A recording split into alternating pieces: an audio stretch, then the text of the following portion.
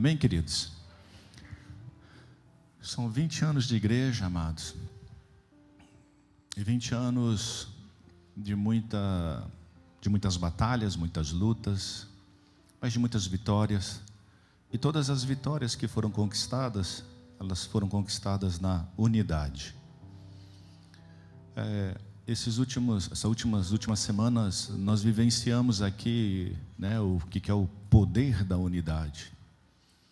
Em 4 dias, segunda, terça, quarta, 4 dias, foi feito algo aqui maravilhoso, numa reforma aqui, que as pessoas que chegaram aqui no domingo e vieram na quinta-feira se surpreenderam com aquilo que aconteceu. E isso foi a unidade de homens, de mulheres, de pessoas que se uniram para trabalhar em um propósito só. E aqui eles ficaram até de madrugada trabalhando, mais de 30 pessoas trabalhando. E nós podemos ver a alegria deles, a dedicação de cada um deles, com um propósito só, de poder terminar para que na quinta-feira nós pudéssemos ter o culto aqui. E isso, queridos, nós podemos ver o mover sobrenatural de Deus na unidade, que é o poder do sinergismo. O poder do sinergismo, 1 mais 1 não dá 2. 1 mais 1 dá 1000.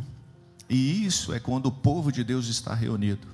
Por isso que existe uma batalha muito grande de Satanás para querer impedir que o povo de Deus esteja em união. Para impedir que o povo de Deus esteja num só propósito, de conquistar algo para o reino. E eu quero falar um pouco sobre unidade com você hoje.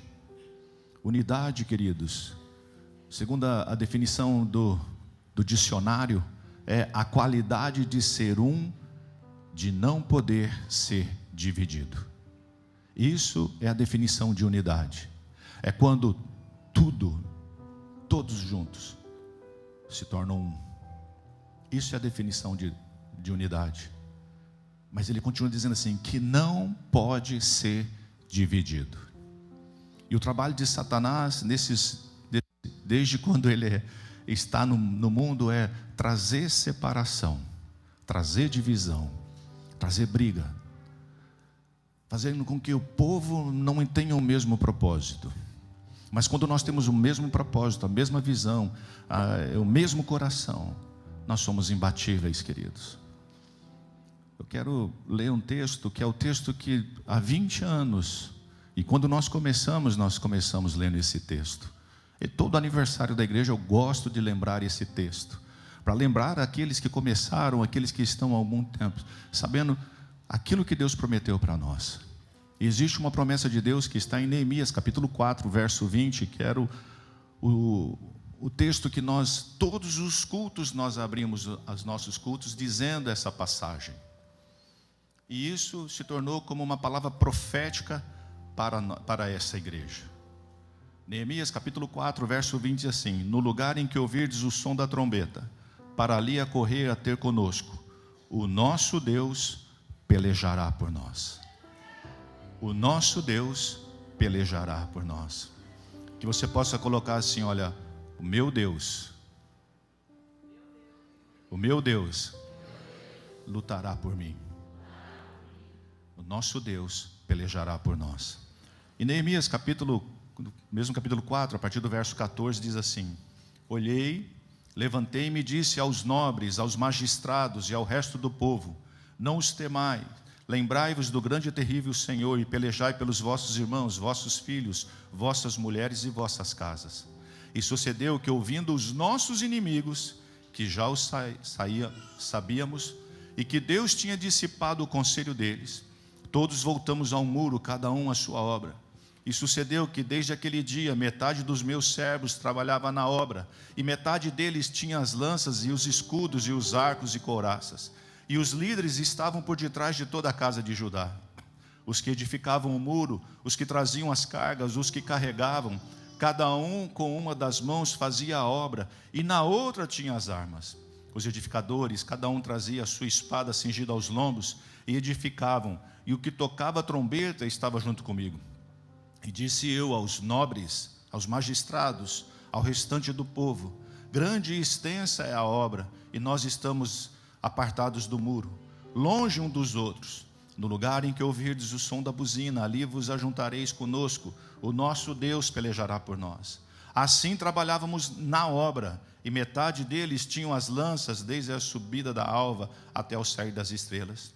Também naquele tempo disse ao povo: cada um com o seu servo fique em Jerusalém, para que à noite nos sirvam de guarda, e de dia na obra. E nem eu, nem meus irmãos, nem meus servos, nem os homens da guarda que me seguiam, largávamos as nossas vestes. Cada um tinha as suas armas e água. É um texto comprido, mas eu acredito assim, de repente, se você não sabe o contexto de Neemias, Neemias era um copeiro de um rei, e ele fica sabendo que Jerusalém está destruída e que os muros estão queimados, os muros caíram. E quando ele fica sabendo disso, ele fica muito triste e se apresenta diante do rei. O rei olha para ele e fala assim: por que você está triste? Ele sendo o copeiro de um rei. Ele fala: como é que eu posso estar feliz sabendo que os muros da minha cidade, os portões estão destruídos, e eu quero ir lá para consertar. E o rei o abençoa, o rei ainda faz com que pessoas vão com ele, cede madeira para que ele possa ir para lá. Só que ao chegar, queridos, naquele lugar, queridos, um lugar na qual ele teve que viajar aproximadamente de 1.300 a 1.600 quilômetros de onde ele estava, ele orou e jejuou por quatro meses, até o momento que ele foi conversar com o rei. E ao chegar naquele lugar, ele se depara com uma situação. Só que ele chega naquele lugar em silêncio e começa a observar tudo que está acontecendo, preparando para uma grande batalha. Ele, queridos, estava servindo como copeiro. Ele estava ali fazendo o seu trabalho, quando de repente ele escuta uma notícia. E a notícia era que Jerusalém estava destruída. Amados, nós temos que estar sempre preparados para aquilo que Deus vai realizar na nossa vida, ou estar atento por aquilo que Deus tem nos chamado. Existe um chamado de Deus para cada um de nós, e Deus não chama as pessoas que estão paradas. Eu li um texto que diz assim: como grandes portas são movidas por pequenas dobradiças, assim a vida de um homem pode mudar do dia para a noite, se tornando uma dobradiça para mover uma grande obra que Deus quer realizar. E será que você está preparado, queridos? E aí eu comecei a ver grandes homens de Deus que tiveram a vida mudada do dia para a noite. Num dia como outro qualquer, lá estava Moisés.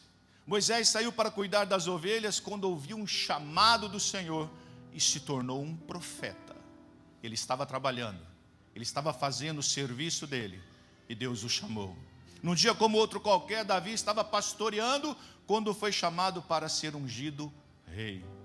Num dia como outro qualquer, Pedro, Tiago, André e João estavam consertando as redes depois de uma noite frustrante de pescaria, e Jesus os chamou para serem pescadores de homens.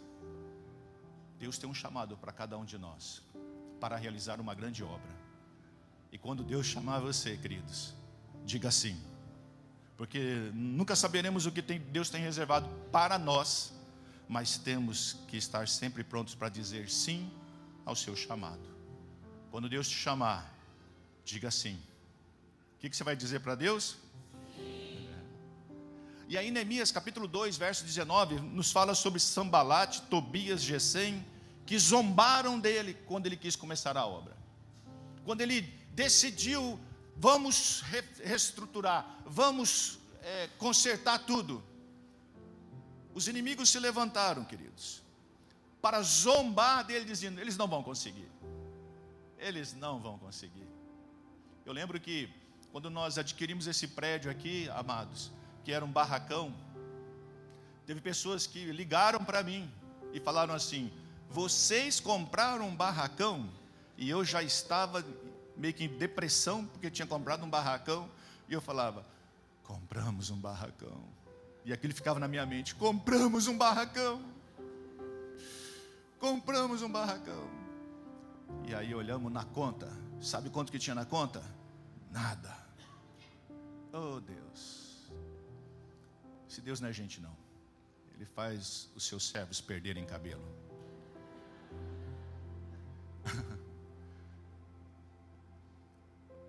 E ligavam para nós, queridos, e teve pessoas que zombaram. Teve uma pessoa que deu de dedo na minha cara e falou assim: se não tiver $200 mil, você não começa essa reforma, porque você vai ser envergonhado. Eu estava até chorando. E o Espírito Santo falou assim: a obra é minha, sou eu, tua, Deus. Então manda ele catar coquinho. Aí eu, go picar pilha de coconut. Não falei, mas deu vontade. Às vezes o pastor pensa algumas coisas e não pode falar, né? Chegou aqui, ó.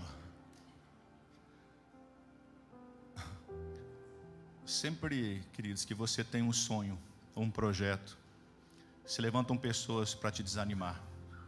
Sempre. E eles vão dizendo: não vai funcionar, não vai dar certo. Sempre haverá pessoas. Sempre haverão pessoas para querer terminar com isso. Mas só que aí Neemias, queridos, ele fala de pessoas que trabalharam na construção dos muros. Ele fala que ali tinha o grande sacerdote, ele tinha homens importantes, ele tinha ourives, ele tinha perfumistas, ele tinha governadores, ele tinha levitas, ele tinha sacerdotes. Ali naquele momento não importava mais quem esse homem era, mas a obra que ele estava fazendo. Quando nós vamos fazer a obra de Deus, queridos, não é o seu título, mas é aquilo que você está fazendo com o coração. Nesse momento que eles estavam trabalhando, todos eles estavam no mesmo propósito, trabalhando para a reconstrução do muro. Naquele momento, não importa se ele era o sumo sacerdote, ou se ele era um sacerdote, se era um levita. Não, eu não posso, porque vai machucar minhas mãos. Não, pode sim, pode, não deve. Não importa, é a obra do Senhor. Porque todos estavam no mesmo propósito, no mesmo chamado, numa mesma visão de algo que tinha que acontecer. Existe uma grande obra que nós precisamos fazer, queridos, que é pregar o Evangelho e ganhar almas a Cristo. Eu não quero falar de obras feitas de tijolos, de madeira. Eu quero falar da obra de Cristo, de vidas que precisam ser conquistadas, vidas que estão aprisionadas nas garras de Satanás. Mas nós temos que ter o mesmo propósito, queridos, a mesma visão, porque se nós estivermos em unidade, amados, as pedras que jogam lá de fora para cá nos fortalece, mas aqui dentro de nós, se nós não tivermos unidade, se nós não estivermos no mesmo propósito, se nós não tivermos comunhão, a tendência é ruir. Mas se nós estamos juntos, queridos, amados, a natureza trabalha em unidade. É tão maravilhoso você ver como Deus faz as coisas. E nós, homens, queremos nos matar. E a natureza está em unidade. Eclesiastes capítulo 4, verso 8 diz assim: há um que é só e que não tem ninguém, nem tampouco filho nem irmão, e contudo não cessa do seu trabalho. Também os seus olhos não se satisfazem com riqueza, nem diz: para quem trabalho eu, privando a minha alma do bem? Também isso é vaidade e enfadonha ocupação. Melhor é serem dois do que um, porque tem melhor paga pelo seu trabalho. Porque se um cair, o outro levanta o seu companheiro. Mas ai do que estiver só, pois caindo não haverá outro que levante. Também, se dois dormirem juntos, eles se aquentarão. Mas um só, como se aquentará? E se alguém prevalecer contra um, os dois lhe resistirão. O cordão de 3 dobras não se quebra facilmente. A natureza aprendeu a trabalhar junto. Numa tempestade, queridos, eles se aquecem juntos. E nós não queremos estar juntos. Existem pessoas que não querem ter comunhão. Existem pessoas que querem fazer tudo sozinho. Existem pessoas que querem conquistar sozinho. A igreja, queridos, ela não pode se resumir somente em um pregador. Se nós pararmos hoje para ver uma estrutura da igreja, quantas pessoas têm trabalhando hoje na igreja, às vezes o número pode surpreender. Uma pessoa sozinho não faz. Existe uma estrutura para que tudo isso possa acontecer. Quando uma alma aceita Jesus Cristo aqui, não é o pregador que fez o trabalho sozinho. É todo um conjunto. É quem convidou, é quem orou, é quem trabalhou, quem recepcionou. Tudo preparado, um café, a música, o louvor, tudo. E todos vão ter uma pedrinha na coroa. Nós temos que entender que Deus nos chamou, queridos, para andarmos juntos. Ferro afia ferro. Pessoas, queridos, tratam o nosso caráter. Suportai-vos uns aos outros em amor. Assim temos que ser nós, suportando uns aos outros em amor. Mas nós temos que entender, queridos, que existe um propósito. Existe um chamado para esta igreja. Vocês estão acordados? Toca um negócio mais animado aí para esse povo. Às vezes, eu vou confessar algo para vocês. Os pastores vêm aqui pregar, né? E vocês estão tudo quietinho assim, sabe? Sabe o que eu falo para eles? Eu falo assim, não, pastor, sabe o que acontece? É que eles estão prestando muito atenção na palavra, eles estão comendo a palavra. Tá? Mas é que eles não soltam nenhum aleluia. Eu falei, mas é que eles são presbiterianos, pastor. No meio a gente tem alguns pentecostais. Amém. Não fica acanhado não. Porque quando você dá um glória a Deus, um fala a Deus, aí anima o pregador. Aí, dá glória. Deus nos chamou com um propósito. E esse propósito é um propósito de unidade, queridos. E nós só vamos conquistar aquilo que Deus tem se nós estivermos unidos. Olha que interessante. Muitas vezes nós, o povo de Deus, nós temos dificuldade para trabalhar em união, em unidade. Mas olha que interessante. As pessoas do mundo não têm problema algum em se unir em oposição à obra de Deus. Eles não têm problema nenhum em falar de igreja. Eles não têm problema nenhum em falar em pastor. Eles não têm problema nenhum em falar, olha o que estão fazendo lá na igreja.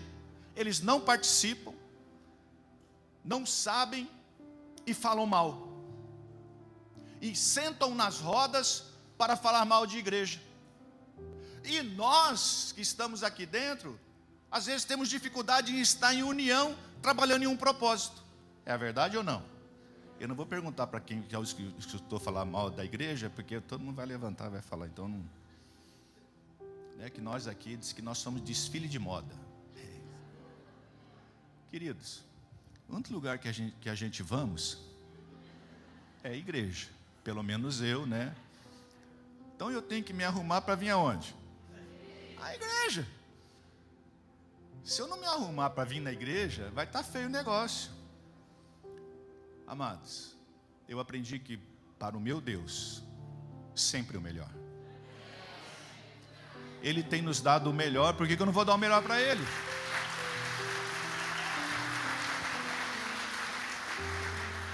Se eu me arrumo para ir num restaurante, se eu me arrumo para ir numa corte, se eu me arrumo para encontrar uma pessoa importante, a pessoa mais importante é Jesus Cristo. Daqui eu não vou me arrumar para encontrar com Ele. Lá é igreja de rico. Toca um negócio bem daquelas igrejas animadas, vai. Aqui é a igreja de rico. Amém. Se alguém fala assim, lá é a igreja de rico. Amém, é verdade, é verdade, é verdade, é mesmo. E outra coisa, ô abençoado, você quer ficar rico, vai para lá. Lá é desfile de moda, queridos. Tudo da Macy's.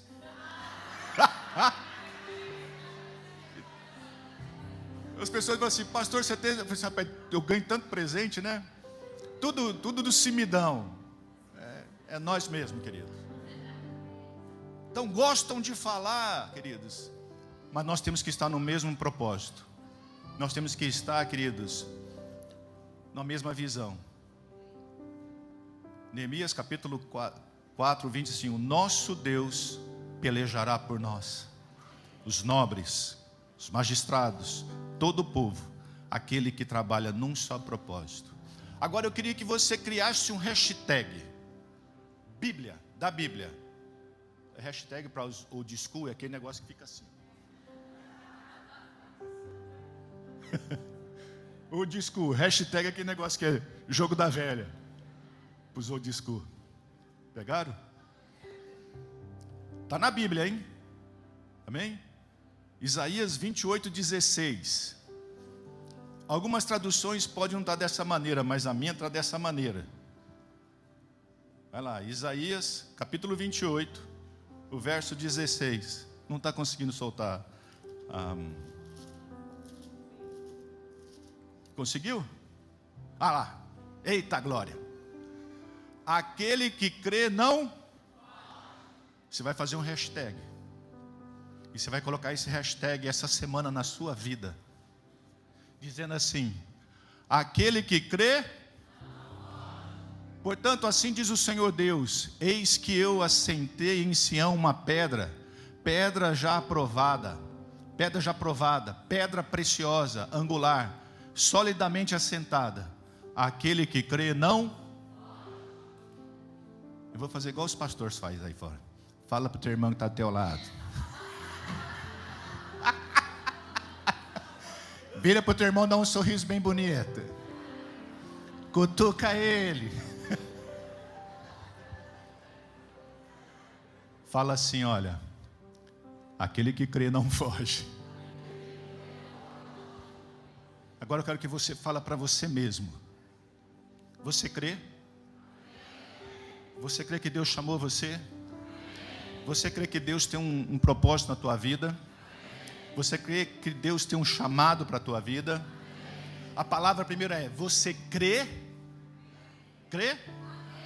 Aquele que crê não foge, mas enfrenta as batalhas. Enfrenta o chamado que Deus colocou. E Deus tem um chamado para você, queridos. As batalhas, elas fazem parte. Pode ser que você chegue dias que você vai ter que restaurar os muros que foram destruídos. Só que nesse momento é momento de união, é momento de todos estarem no mesmo propósito.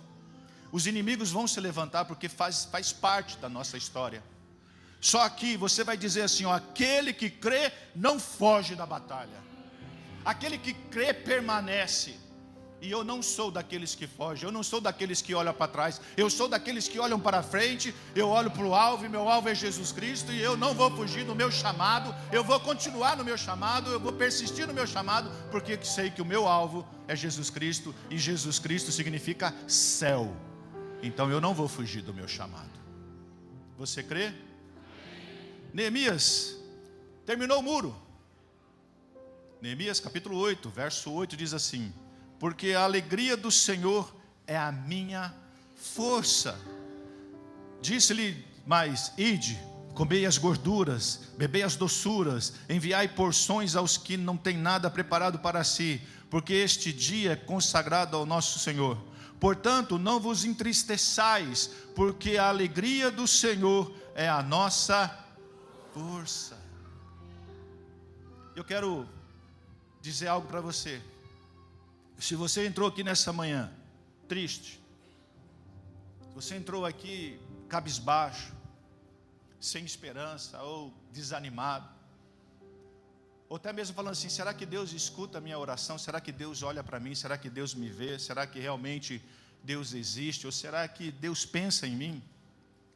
João capítulo 17, o verso 11, existe uma oração maravilhosa, a oração mais bonita que existe, que é uma oração intercessória. Uma oração intercessória para você. O dia que você se sentir sozinho, ou achando que Deus não gosta de você, ou achando que você é esquecido, eu quero que você lembre que Jesus orou por você. No momento difícil da vida dele, ele orou por mim e por você. João 17, verso 11 assim: eu já não estou mais no mundo, mas eles estão no mundo. Eu vou para ti, Pai Santo, guarda o teu nome, aqueles que me deste, para que sejam um, assim como nós somos. Estando eu com eles no mundo, guardavam em teu nome. Tenho guardado aqueles que me deste, nenhum deles se perdeu, senão o filho da perdição, para que a Escritura se cumprisse. Mas agora vou para ti e digo isto no mundo, para que tenham minha alegria completa em si mesmo. Dei-lhes a tua palavra e o mundo os odiou, porque não são do mundo, assim como eu também não sou do mundo. Não peço que tires do mundo, mas que livre do mal.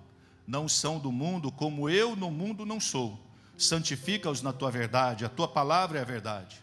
Assim como tu me enviaste ao mundo, também eu vos envio ao mundo. E por eles me santifico a mim mesmo, para que também eles sejam santificados na verdade. E agora olha só, eu não rogo somente por estes, mas também por aqueles que pela tua palavra hão de crer em mim. Olha isso, ele orou por eles e orou por você, para que todos sejam um, como tu, ó Pai, o és em mim e eu em ti, que também eles sejam um em nós, para que o mundo creia que me enviaste, eu neles e tu em mim, para que eles sejam perfeitos em unidade. Vou ler novamente, queridos. Para que aqueles... Qual que é o que eu li agora? Até me perdi aqui. 22? 23. Eu neles e tu em mim, para que eles sejam perfeitos em unidade, para que o mundo conheça que tu me enviastes e que tenhas amado a eles como tem amado a mim.